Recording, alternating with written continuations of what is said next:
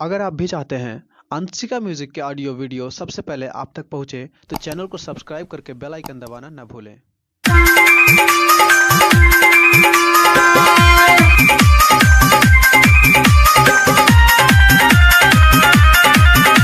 Presented by Anshika music.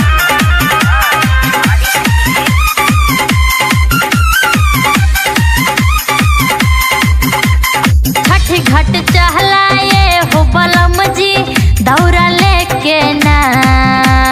Chhath घाट चहलाए हो बलम जी दौरा लेके ना। ता उगी है सूरज देव जहवा उहवा पूजन होई ना। ता उगी है सूरज देव जहवा उहवा पूजन होई ना। ओम रिकॉर्डिंग स्टूडियो देवरुआ चौराहा सिद्धार्थनगर।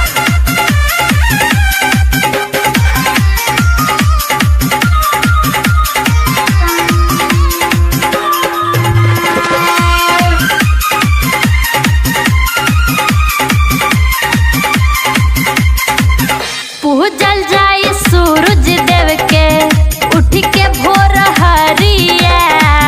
खड़ा रहल जाई दोनों जहन नदिया किनारिया। पूजल जाई सूरज देव के उठ के भोर हरिया। खड़ा रहल जाई दोनों जहन नदिया किनारिया। भोरही उठ के चल बलम जी छठ घाटे ना। भोरही उठ के चल बलम जी छठ घाटे ना। ता उगी है सूरज देव जहवा उहवा पूजन होई ना। ता उगी है सूरज देव जहवा उहवा पूजन होई ना।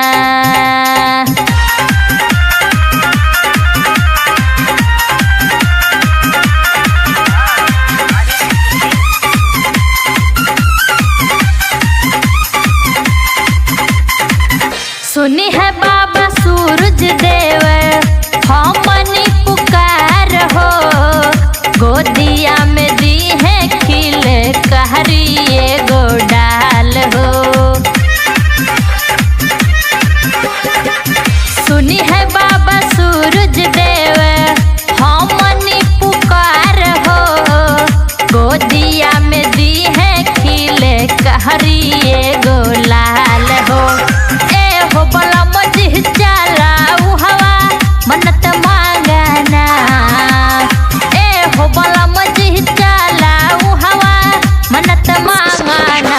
ता उगी है सूरज देव जहवा उहवा पूजन होई ना। ता उगी है सूरज देव जहवा उहवा पूजन होई ना। छठ घाट चहलाए हो बलम जी दौरा लेके ना। ता उगी है सूरज देव जहवा उहवा पूजन होई ना। ता उगी है सूरज देव जहवा उहवा पूजन होई ना।